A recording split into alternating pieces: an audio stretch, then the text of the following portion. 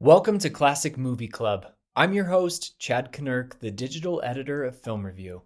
We've been celebrating cinema here at Film Review since 1944, just a few years after Hollywood's golden year in 1939. The films that year included Gone with the Wind, Stagecoach, Mr. Smith Goes to Washington, and The Wizard of Oz. Let's go over the rainbow and journey into the mysteries of Oz.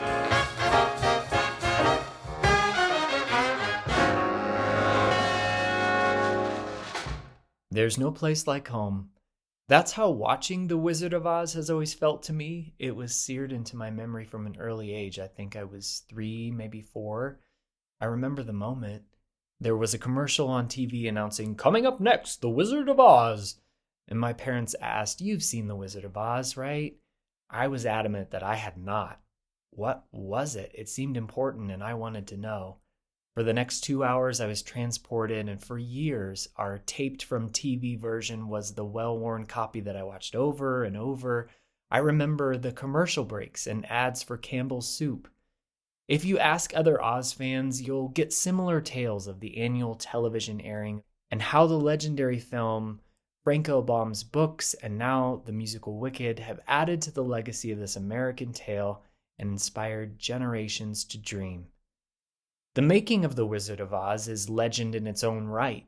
Over the years, the desire to know more about the behind-the-scenes magic has unleashed a mountain of myths and misconceptions, along with some remarkable truths. My guest today is Randy Schmidt, the writer and producer of the documentary Mysteries of Oz: 85 Questions Answered. In celebration of the 1939 film's 85th anniversary, this fast-paced documentary series counts down 85 questions, tackling the lore and legacy of The Wizard of Oz. The interviewees include numerous experts and insiders, along with Jane Lahr, daughter of actor Bert Lahr, who of course played the Cowardly Lion, and Joey Luft, the son of Judy Garland, as well as Oz's surviving cast members, former child actors Valerie Lee, Elaine Merk, and Priscilla Montgomery, who all portrayed munchkins in the film. Whether you're new to Oz or represent the Lollipop Guild, there's something for everyone to enjoy in this enchanting look at the MGM classic. Join us down the yellow brick road as Randy and I discuss the mysteries of Oz.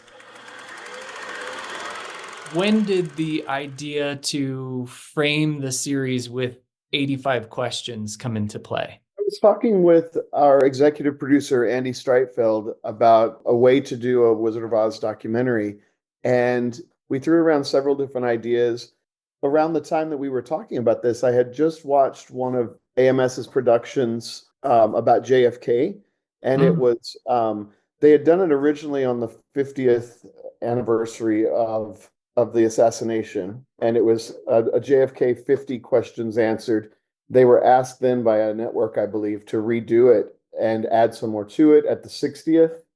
And so I was kind of familiar with that format at that point and was commenting to him that I had recently seen that. That's sort of what started it. But 85 was kind of a big number to to jump into, though. That's right. I appreciated the countdown. I think you found a great blend between things that Oz newbies are going to love and appreciate, but also things that tried and true Oz fans are going to find fascinating and maybe even have a few surprises in there too. I hope so. Yeah, there are the things that I think everybody knows will be in there, or especially the things that the diehards know that they're annoyed having to answer so many times. People who say, Right. "Was there really this? Did this really happen on the set?" And we all have those questions that we encounter from time to time. But then there were things that even surprised us along the way, or topics that came up that we were like, that would make a really interesting question and answer segment. What were some of the questions that the answer surprised you? Well, one that just came up recently in the Hollywood Reporter was this idea that was Over the Rainbow plagiarized. And Right. I mean, that's a huge kind of accusation to put out there. Yeah. And, we had sort of a discrepancy between our interviewees too, and what they felt, oh no, it wasn't. And then others saying, well, obviously it is. I mean, here, listen to this. And so there were some questions that I feel like we didn't completely answer, but we gave varying opinions on it in that way because some people are adamant that no way, we know for sure that that was not plagiarized, and then the composer sits down at the piano and plays for us pretty much exactly the same melody. I don't know. As a musician, I know you get melodies and things kind of implanted in your head here and there, and sometimes they come out in various ways, or they inspire you in some way or another. It's kind of fun watching the documentary too and going through seeing if you know the answers before they're shared. It's almost a little bit of a game in that way too, Right. which I really appreciated. Did you know going in to this what those questions were going to be? Did you figure them out in the edit? What was that process like? I probably came up with maybe 50 or so questions of my own, and some of those were sort of guided by, what's really out there on the internet, what people are talking about, the topics that get thrown around. Was The Wizard of Oz a cursed production and things like that? And here's the reasons why, or whatever. Mm. So I really tried to compare a lot of those lists that are already out there and Mhm. see what the most commonly asked questions were. And then there were a few that came up in the actual, editing room. We were like, well, this one almost needs to be one of its own. Mm. If something was getting maybe a little too long, that we were like, that could really be divided into two questions. That's its own thing. And so there were some things that were definitely influenced by the editorial process too. Were there any questions or stories that didn't make the final cut? There are some. I know there was one that I had written talking about the influence of the 1902, 1903 Broadway musical of The Wizard of Oz and what influence it had on the movie. And we had a similar question like that about the 1925 silent film and how it influenced the 1939 movie. I don't know, when you're working on something like this, you're kind of working by committee, and sometimes people are like, "Oh, that's a fantastic one," or it's not really that one's not really gelling with me for whatever reason. That was one that sort of went away in the end. People were like, "I don't know if people want to hear about a 1902 musical and vaudeville and all this," and of course, I'm like, "Of course they do." At first it's kind of like, how are we going to come up with 85 questions? And then very quickly you realize, like, how are we going to narrow it down to just 85 questions? Right. There's so much mythology behind the creation of this film. I want to ask about the title sequence too, because that really sets the tone for what you're about to watch. And what was the genesis of that and that song? Our director Brad really came up with not only the visual idea for that, but the song as well. We had been talking with Todrick Hall, and Todrick has an entirely Oz-inspired album, and we had talked about maybe using one of his songs, and the back and forth ended up being it kind of all stopped around the time we needed them to say yes or no, and so we ended up going with something on our own. And so Brad just came up with this little I don't want to say ditty.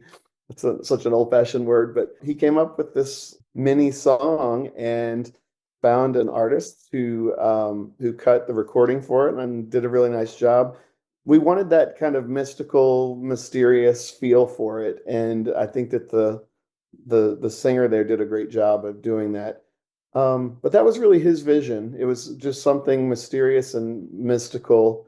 He brought in a actress who sort of looked like Judy Garland and to dance and do this sort of slow motion thing, and it was fun to watch all that happen with the blowing leaves, and we had these interns with the leaf blower, and then we have to pick them all up and start again. But that was a really cool thing. I think that made it unique from most other Oz documentaries to have its own title sequence in that way. One thing I should mention, the designer who did the title and things like that, and really all the fonts and everything you see throughout is a young man named Raphael Gironi, who has designed a number of book covers and things relating to Oz and numerous other subjects too. But he created this entire font and title cards and everything that you see lead into each of the sequences. he created those completely unique for this particular documentary, and I think it really shows the effort that he put into that. And he's such a huge Oz fan; he wanted to, personalize every tiny detail. Yeah, it looks great. Yeah, it really adds and pulls it all together. I want to dive a little into your research process. What was that like in terms of assembling this list of interviewees? I've been an Oz fan since I was a kid. I think the first book that I ever got about the making of Oz was, that's the title, but The Making of the Wizard of Oz by Algene Harmetz. Shortly after that, the 50th anniversary book came out by John Fricke, Jay Scarfone, and William Stillman. I befriended Jay and William probably close to 10 years ago now. They didn't like it when I said to them, "Oh, I had your book when I was a kid." They were very, very young whenever they published that book. And so we had a little laugh over that, and I was kind of nervous laughing after I'd said it. But those two guys have just done such an amazing job at continuously digging into the behind the scenes and the makings of that movie. I don't think that their research ever stops. Mm, It's a constant endeavor, and they really are the leading experts, I think. Their book, Road to Oz, really just takes the work that Algene Harmetz did in the beginning, the work that they did with John Fricke, and then they also did a book for the 75th anniversary, sort of the official companion book that came out for the 75th. And they weren't able to put everything into that they wanted to, because I think Warner Brothers came forward and basically said, "Oh, we want this to be, a souvenir kind of book. We don't want it to get too in the weeds with anything." Well, they're the type of researchers that they do get into the weeds. There's lots of weeds, and it's interesting. So they were really able to take a lot of that research and put it into this book, Road to Oz. So that was really, I think, kind of my my main source as far as fact checking and things like that along the way was what they had done. As we began to assemble the interviewees, certain people kind of came to sort of rose to the top, and you're like, for instance, Tori, who does the Oz vlog on TikTok, she has just surpassed over 200,000 followers there and does these sort of questions answered format things on a daily basis. And there's a lot of interest there from young people. And I think not only does this documentary bring together the people who are long standing authorities on the Wizard of Oz, but it also brings this younger voice, this new crowd of Oz enthusiasts. We have the podcasters Tara and MK, who just like to sit around and just talk and laugh about Oz and dig into things that they can spend an hour on a podcast of something that some little topic that you would think, oh, there wouldn't be more than 10 or 15 minutes about that. And they just dig in and thoroughly explore some of these topics. And then, of course, as I mentioned, Tori. It's also, I wanted it to be a diverse group too, mm. because there is quite a bit of diversity in the Oz world, whether people realize it or not. Bringing in Ginger Minge was part of that. I remember whenever I mentioned, I was like, okay, so I have this drag queen friend, and I think I want her to do it like a stand-up. And so we brought her in and sort of staged this stand-up comedy show based on a number of these really the myths and the rumors that get tossed around there, because some of them are pretty funny. She came in and sort of just riff, she had basically mapped it out what she wanted to do, but she came in and riffed on these various topics, and the audience just loved it. I think it works nicely to keep the mood light from time to time. Yeah. And you'll be in some serious discussion, and then all at once we come back out of it with something that makes you go, okay, this is kind of silly that people have been saying this or believing this for all these years. Right, right. Yeah, no, it's a really nice touch. And then you also have like the personal aspect of it too, with Jane, with Joey coming in, talking about, their parents. Yeah, absolutely. Jane was fantastic, and we interviewed her in her apartment in New York City. And the funny thing that Well, there were several things, but she brought out some artwork that her father had done, that Bert had done. He got into painting later in his life, and so we got to see that. But she told us, "Oh, well, his toupee is over there in the closet, but I'd have to dig for it." And I was kind of like, "We'll wait," but no, we didn't make her do that. And then yeah, the interview with Joe Luft.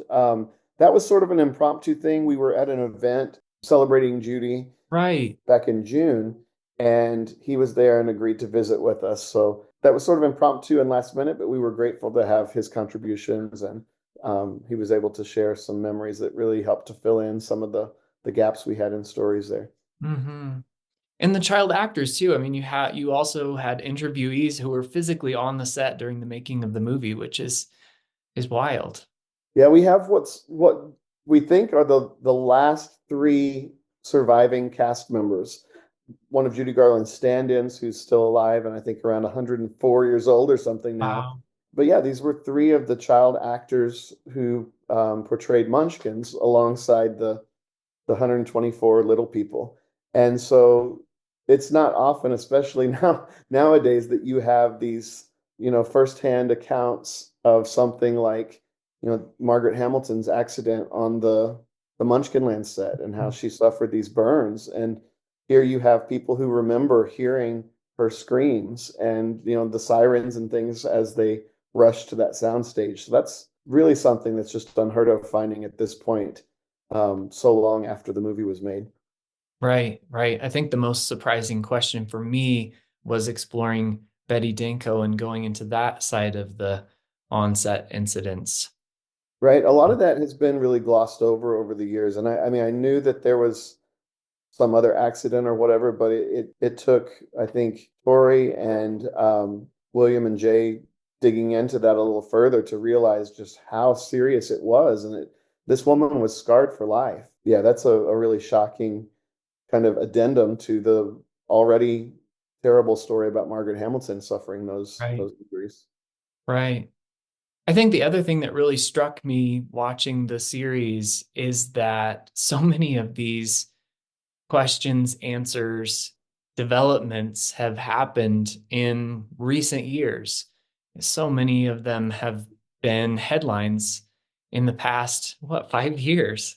Yeah, and I mean, think of like the ruby slippers and things like that. That pair of ruby slippers that for 15 years have been making headlines off and on since they disappeared from the museum and then they were found and then now they're going to be auctioned here in just another month or so. And so yeah, Oz is constantly making headlines. I mean, if it's always in the news or in just in our vernacular and the way that people talk. You hear somebody every day saying something about no place like home or I'll get you, my pretty. I mean, these lines are so much a part of Yeah, our world. And then to see, like you said, the headlines, the dress that recently was found at the yeah. Catholic University, some of those things, it's shocking that there's so much news making that this movie is still doing 85 years later. Yeah, absolutely. I think the thing for me that's always fascinated and amazed me is that The Wizard of Oz is the movie that it is because there were so many hands involved from screenwriters to directors. It's kind of a miracle that that movie came to fruition. Right. I mean, we had several people talk about how it was really a movie made by committee, and usually you wouldn't have that kind of a product or that kind of an outcome that just is so perfect in so many ways. For it to have had so many different people involved at different times, you really can't tell unless you know what to look for, maybe. Yeah. I want to ask you one of the 85 questions. What is the enduring appeal of The Wizard of Oz for you? For me, I really don't remember a time in my life where The Wizard of Oz wasn't there.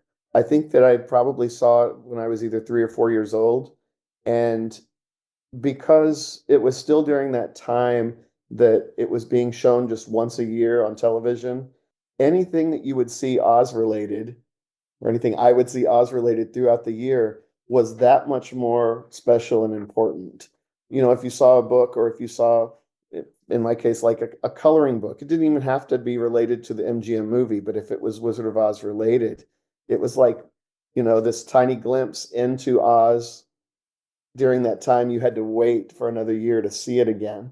So for me, I mean, it goes back to childhood, and I think the message of the film resonated with me, and I didn't even realize it. I'm a boy growing up on a farm in Oklahoma and knowing that there was something more colorful and magical out there. And I don't know, I always identified with Dorothy in that way. And now, like, I realize why. And I think we explore that in one of the questions there too, where they talk about sort of leaving the farm and going off and finding your Emerald City, whatever that might be.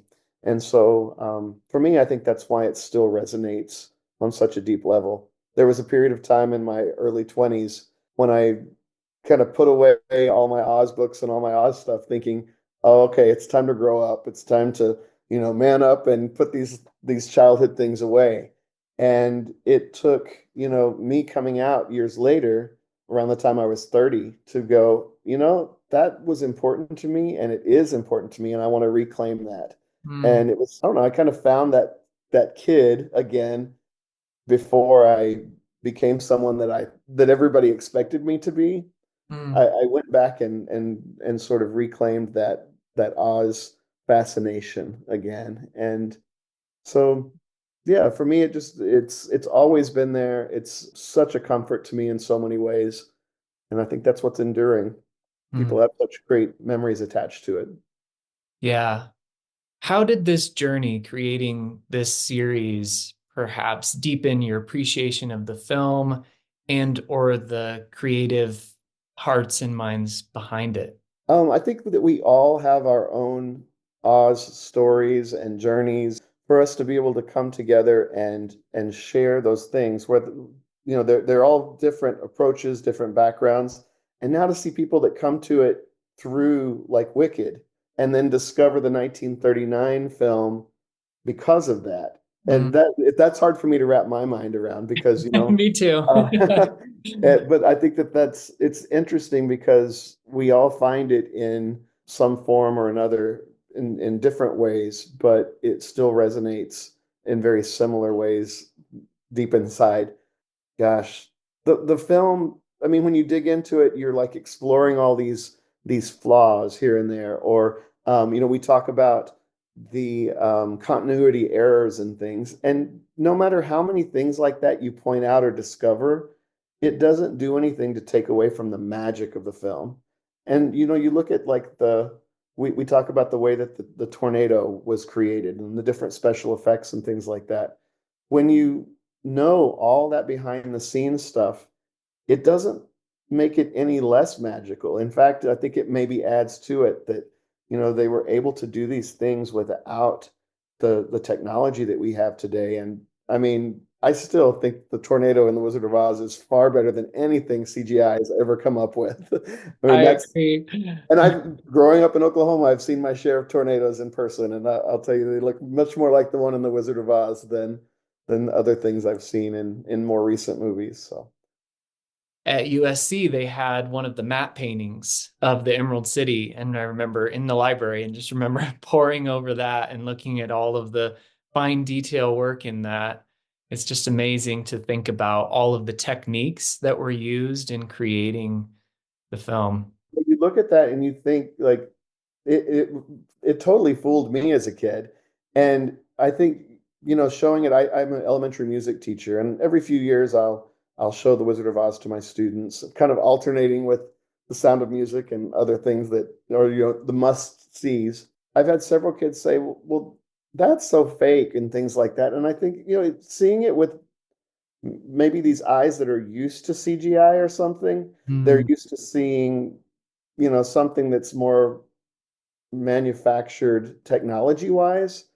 But I don't know. It's hard to explain because I think that the magic is still there, but it's just a totally different style of filmmaking that from my eyes, growing up as a kid, I thought that everything was absolutely real. I thought that it was a real place you could go to. I had no idea it was created on a soundstage or anything like that for quite a while. I also had a great chat with Brian Chains, the Senior Director of Hollywood and Entertainment at Heritage Auctions. I want to bring Brian into the conversation here because one of the 85 questions in the documentary concerns the fascinating history of what happened to the ruby slippers. Rhys Thomas appears in the doc, and if you haven't read his thrillifying book, The Ruby Slippers of Oz, then you're missing out on one of Hollywood's most engaging mysteries. The book dives into the creation of the underground movie memorabilia scene, as Thomas recounts his journey to uncovering just what happened to the iconic ruby slippers. How many were made for the film? How many still exist? Did MGM throw them in the incinerator as Warner Brothers was doing with so many costumes and props in the late 60s? Or were they literally buried like the unfortunate costumes at RKO? Thanks to careful storage, one existing pair of slippers is a darker burgundy color than any other known pair. Owner Michael Shaw toured his pair of ruby slippers around the country, leading Rhys Thomas to dub them the traveling shoes, and travel they have. On August 28, 2005, while on display at the Judy Garland Museum in Grand Rapids, Minnesota, Shaw's pair of ruby slippers was stolen. The mystery remained for 13 years. Who stole Judy Garland's ruby slippers? Then, in July of 2018, the FBI acted on a tip and miraculously recovered them. That very pair of legendary screen-matched ruby slippers from The Wizard of Oz has been with Heritage Auctions for safekeeping since their return to Shaw earlier this year at the Judy Garland Museum, the very place where they were stolen. Now, that pair is headed toward the auction block on December 7th. I spoke with Brian about Heritage's partnership with Shaw and how it's felt for Brian and Heritage to facilitate the sale of perhaps the most historic piece of movie memorabilia ever. Brian, you were at the press event that reunited Michael Shaw with his pair of slippers. And, I know that he expressed his gratitude to you, to Heritage Auction House. What was that moment like for you personally? It was really very nice because you see, I've known Michael for years, probably 20 plus years. Almost every conversation, if the conversation was long enough, he would bring up the time that they were stolen. Not only did he lose his pride and joy, but then people were accusing him of stuff, just gossip, and they had absolutely zero basis. And this is a vindication. So, the fact that the whole story that this guy, this mafioso, stole them back in 2005, and he thought they were real rubies, this literally could be a movie. I know, yeah. Yeah, they should make it a movie. But nonetheless, it was phenomenal seeing him repatriating those shoes in the FBI being involved and seeing him see them for the first time since they were, since 2005. It came full circle and it really tied it with a bow. And it was thrilling. It really was thrilling. I was really pleased and honored to be there for that meeting. There's arguably no greater cinematic treasure. It's often considered and pitched as the holy grail of entertainment memorabilia. Absolutely it is. First of all, Wizard of Oz is very rare air. It's really one of a kind in that sense, because it just is one of those films that just transcends time and fashion, and it just seems to always be evergreen. Also, the fact is that ruby slippers were the key plot-driving device of the entire film. Right. All of that rolled into one, and not to mention the mystique of poor Judy Garland, too. It's one of those things, it's like lightning in a bottle, and we're just so thrilled to be, handling this pair. Yeah, what's it like being the safekeeper of these storied slippers and overseeing this sale? It's such an honor, it really is. The fact is, there are only 4 known pair. One pair is in the Smithsonian. The other pair, we were instrumental in getting them to the Academy Museum. Those happen to be the witches pair, is what Rhys Thomas coined them in his book. But those were Kent's personal pair that we sold them to the Academy, and they're in the Academy Museum right now. Yeah. Then there's that Roberta Baum pair that she won back in 1940 for guessing, I think, the top grossing films of 1939. And then this pair that we're selling. So to have this is second pair, well, actually third if you want to count the Debbie Reynolds Arabian style test pair that we sold back probably 13, 14 years ago. So really, this is kind of like, those were not screen used because they were the test Arabian style with the pointy toes. But still, in my career, to handle 3 ruby slipper pairs, it's quite special, frankly. Yeah, 3 of the 4 known to exist. That's pretty wild. That's got to be a record. Exactly right. 85 years later, The Wizard of Oz is still delighting and captivating. That's our show. We hope you enjoyed the journey. If you like what we do, please consider becoming a member of Classic Movie Club. Your support helps us produce an episode each month and continue the legacy of film review. Don't forget to subscribe, like, review, and share the podcast with all of your film friends. My thanks again to Randy Schmidt, Brian Chains, and Heritage Auctions. You can find more details about Mysteries of Oz and the Ruby Slippers in our show notes. We invite you back next month for another adventure, but until then, here's looking at you, kid.